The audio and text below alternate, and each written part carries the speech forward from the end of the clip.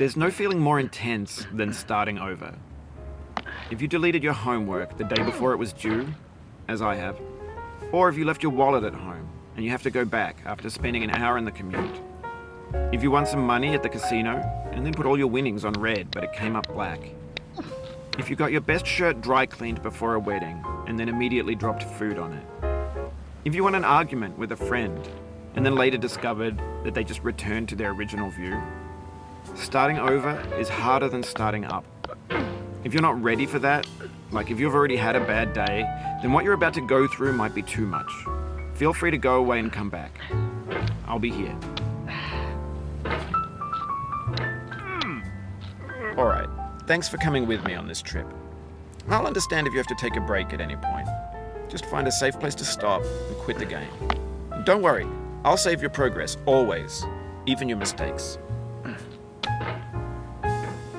This game is a homage to a free game that came out in 2002, titled Sexy Hiking. The author of that game was Jazuo, a mysterious Czech designer who was known at the time as the father of B games. And B games are rough assemblages of found objects. Designers slap them together very quickly and freely, and they're often too rough and unfriendly to gain much of a following. They're built more for the joy of building them than as polished products. In a certain way, Sexy Hiking is the perfect embodiment of a B game. It's built almost entirely out of found and recycled parts, and it's one of the most unusual and unfriendly games of its time. In it, your task is simply to drag yourself up a mountain with a hammer. And that act of climbing, in the digital world or in real life, has certain essential properties that give the game its flavor. No amount of forward progress is guaranteed. Some cliffs are too sheer or too slippery. And the player is constantly, unremittingly in danger of falling and losing everything. Anyway, when you start Sexy Hiking, you're standing next to this dead tree that blocks the way to the entire rest of the game. It might take you an hour to get over that tree, and a lot of people never got past it. You prod and you poke at it, exploring the limits of your reach and your strength, trying to find a way up and over. And there's a sense of truth in that lack of compromise. Most obstacles in video game worlds are fake. You can be completely confident in your ability to get through them once you have the correct method or the correct equipment or just by spending enough time. In that sense, every pixelated obstacle in Sexy Hiking is real. The obstacles in Sexy Hiking are unyielding, and that makes the game uniquely frustrating. But I'm not sure Jazuo intended to make a frustrating game. The frustration is just essential to the act of climbing, and it's authentic to the process of building a game about climbing. A funny thing happened to me as I was building this mountain.